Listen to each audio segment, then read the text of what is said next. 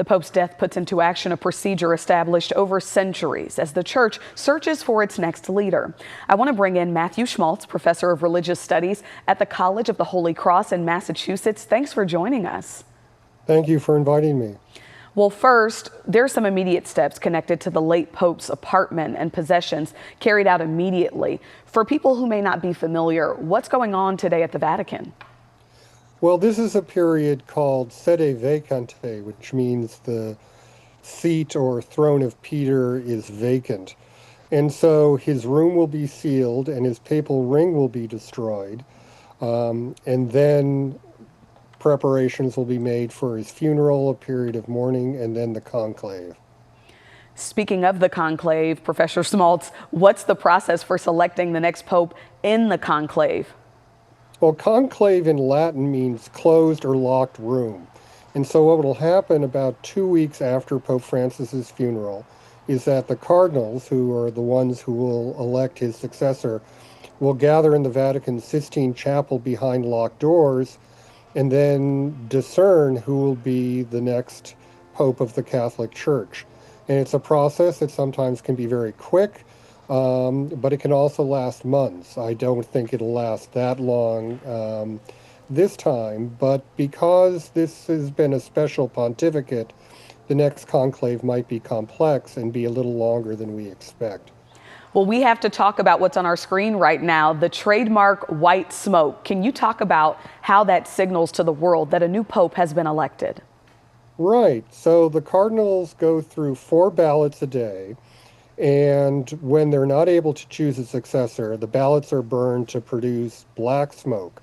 And so when a new pope is elected, white smoke comes up the Sistine Chapel's chimney, and that signals to the world that a new pope has been chosen. Professor Schmaltz, we have to talk about some of the possible candidates. And also, is there any opportunity to see the first Asian pope?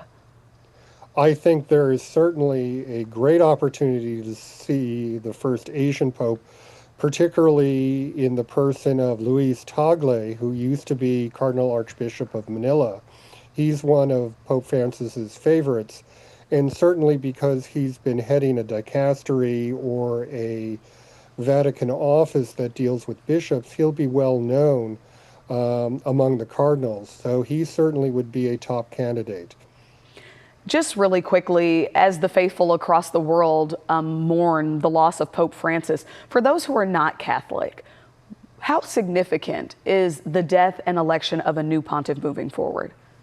Well, I think especially in this age in which we see so many ideological divisions, that the unity in diversity of the Catholic Church, even though it's rough, it doesn't work out perfectly most of the time, the unity and diversity of the Catholic Church is a wonderful symbol of how people from different walks of life, from different cultures who speak different languages, can form a community together that's lasted 2,000 years.